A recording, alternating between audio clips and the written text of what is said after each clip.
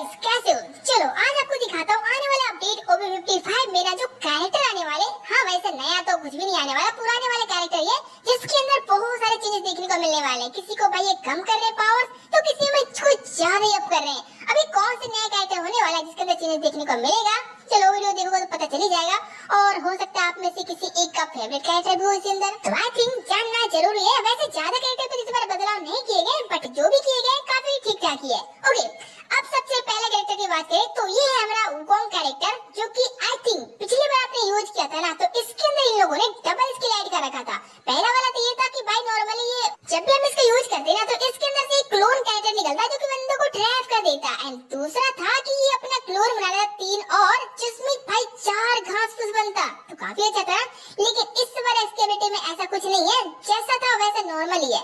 तो नॉर्मली अगर ये देखो पुराना वाला एबिलिटी जो कि आई थिंक आप देख सकते हो यहाँ पे, मैं क्लियर बताऊं ना तो इसमें कुछ भी नहीं है। यहाँ पे जो कूलडाउन पहले जो 90 सेकंड भाई 90 सेकंड लग रहे थे ना कूलडाउन चार्ज होने के लिए एबिलिटी को, अब उससे घटा के 75 सेकंड कर दिया गया। तो ये वुकोंग के अंदर ना और कुछ भी चीजें नहीं है, बस इसकी एबिलिटी में थोड़ा टाइम को इन लोगों ने कम कर रखा है कूलडाउन पे, और बाकी सब कुछ सेम जैसा था वैसा ही है। एंड दूसरे कैरेक्टर की बात करूं तो जो है फीमेल कैरेक्टर, और ये पैसिव स्किल है, तो इसकी एबिलिटी उतनी कुछ खास तो नहीं। हाँ ठीक है, ये भाई अपना क्या करता है, जब पैसिव स्किल में ऐड करते ना तो हमारे गन्स का रेट ऑफ फायर को इंक्रीज कर देता 8% तक। तो इसकी एबिलिटी को पावर को बढ़ाया नहीं गया, घटाया गया। जहाँ पे ये पहले ना अभी के टाइम पे आप यूज करोगे तो 8% ये अपनी एक्यूरेसी मतलब हमारे फायरिंग रेट ऑफ फायर है ना वो बढ़ा देता था, लेकिन अपडेट आने के बाद जो 8 था उसको 5 कर दिया गया।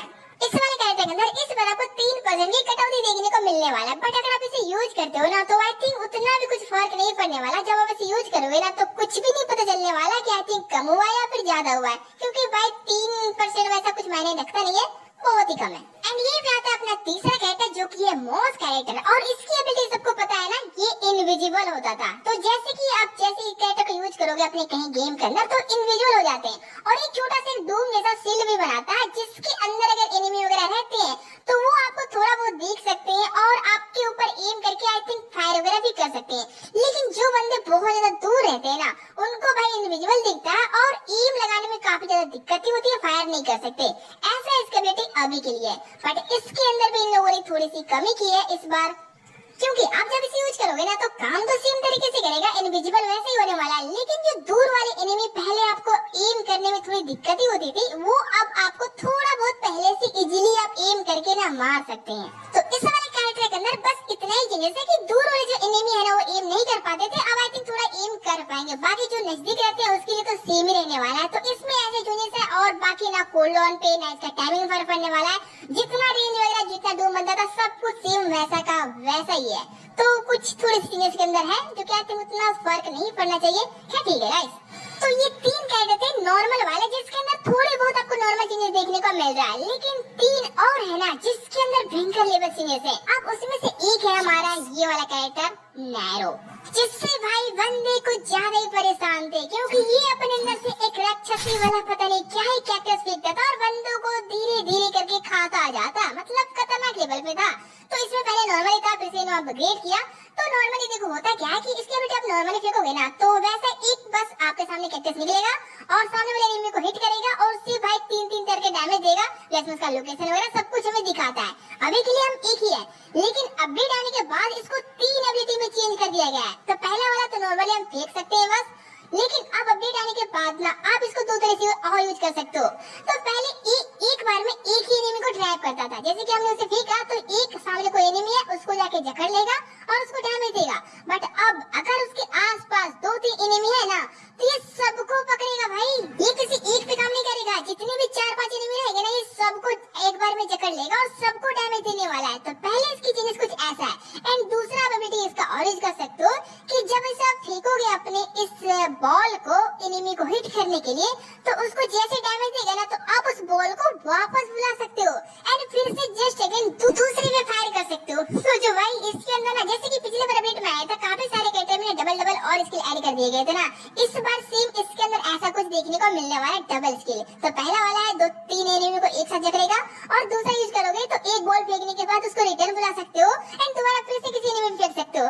भाई क्या खतरनाक लेवल पे, ये तो पहले से भयंकर सबकी भाई ऐसे फाड़ रहा था और इस बार तो ये कुछ ज्यादा ही अपग्रेड होके आ रहा है। तो बंदों की तो खैर नहीं भाई। हाँ अभी और भी है, आगे दिखाता हूँ, बट उससे पहले ना यहाँ पे मेरी एक फाइट हो रही है, इसको देखिए आपको क्या लगता है ये दो जो फाइट हो रहा है ये प्लेयर्स है या फिर बॉट्स है?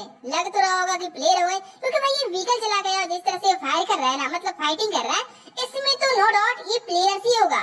बट नहीं भाई, ये ना आई थिंक बोट्स है, जो कि इस बार अपडेट में इन लोगों ने थोड़ा ज्यादा और एडवांस कर दिया है।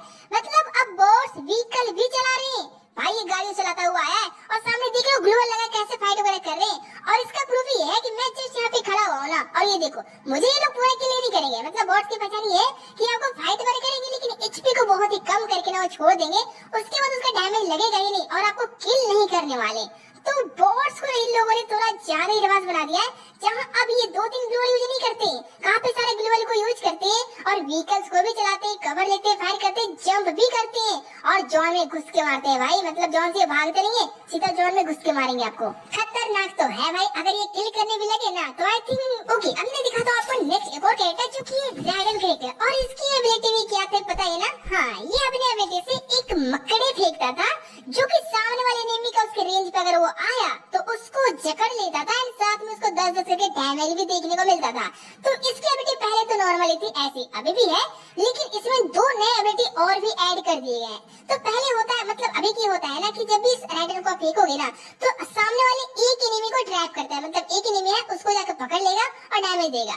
लेकिन आने वाले अपडेट पे भाई ये 2 एबिलिटी और देखने को मिलेंगे इसके अंदर। इसमें से पहला का काम ये है कि अभी एक बार में एक को ही जकड़ता है ना, लेकिन अब अपडेट आने के बाद जब इसे यूज करोगे तो सामने अगर 2-3 एनिमी हुए तो ये सबको जकड़ेगा एक बार में। मतलब अगर 2 या 3 एनिमी या 4 एनिमी हुए ना तो एक बार में सबको जकड़ लेगा और सबको डैमेज देगा। भाई ये तो ज्यादा अपडेट हो गया। एंड सुनो दूसरा वाला एक और इसका पावर, इसके मकड़े को जस्ट एनिमी की तरफ थ्रो करते, वो जहाँ कहाँ लगेगा जाके हमें नहीं पता, लेकिन दूसरा ये है ना कि जब आप कहीं पे कवर पे रहो और जैसे इसके एबिलिटी को ऑन करते हो ना तो उस मकड़े को आप कंट्रोल कर सकते हो। इसके बाद आप सीधा उसके कंट्रोल करके लेके जाना है और जहाँ भी एनिमी है ना उसको जाके चिपका देना है वहाँ पे। तो आई थिंक ना ये वाला और भी ज्यादा भयंकर है। पहला तो भाई एक बार में 3-4 को पकड़ रहा है, दूसरा ये है कि हम इसको कंट्रोल कर सकते हैं ड्रोन की तरह और जाके खुद से पकड़ के जकड़ सकते हैं। तो आई थिंक अरे भाई ये तो और भी खतरनाक है। मतलब समझ रही हो, हम इस ड्रोन को कंट्रोल करते हुए उसके पास जाएंगे और जाके पकड़ लेंगे।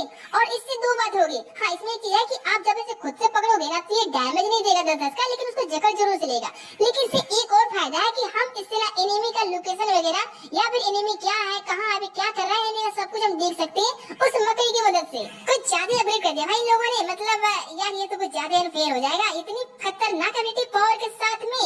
खैर ठीक है, आई थिंक ना मुझे लगता है ये लोग लाएंगे और फिर से हटा देते हैं, ऐसा भी देखने को मिलता है। तो ये था इसके बेटे। एंड एक और बताऊं तो वो भी बहुत ही ज्यादा बेस्ट है, चलो दिखाता हूँ, जो कि है भाई अपना केंटा कैरेक्टर। और इन लोगों ने इसके बेटे तो पूरी तरह से चेंज कर दिया। अब देखो नॉर्मली ये यूज होता है ऐसा ना कि अभी जब इसे यूज करोगे तो ये अपने आगे एक शील्ड बना लेता है एक्टिव स्किल के साथ में, जहाँ से अगर बंदे को डैमेज दे तो हमें बहुत ही कम डैमेज देखने को मिलता और पूरा डैमेज शील्ड ऑब्जॉर्व कर लेता था। अभी के लिए ऐसा यूज होगा, लेकिन अपडेट आने के बाद इसकी एबिलिटी पूरी तरह से चेंज हो चुका है। इसको आप बोल सकते हो वो भाई भूत वाला सेंटिनो कैरेक्टर था ना, जो कि टेलीपोर्ट होता है अपने आत्मा के साथ में, सिमिलर आप ऐसे ही बोल सकते हो। उसका भाई उसका आत्मा इसके अंदर आ चुका है, उससे भी अपग्रेड हो गए, क्योंकि अब इसे यूज करोगे ना तो ये अपने बॉडी को एक बवंडर की तरह बाहर की ओर फेंकेगा और जहाँ भी वो जाएगा ना आप उस जगह पे डायरेक्टली टेलीपोर्ट हो सकते हो। लेकिन ये मेन फायदे देगा आपको गेम के अंदर, क्योंकि ये खास बनाता है कुछ और अलग तरीके से। ये देखो भाई ये बवंडर पे जहाँ तो रहा टेलीपोर्ट भी कर सकते हैं, लेकिन कुछ खास, जैसे कि ना इस वाले हाउस के अंदर देखो मैं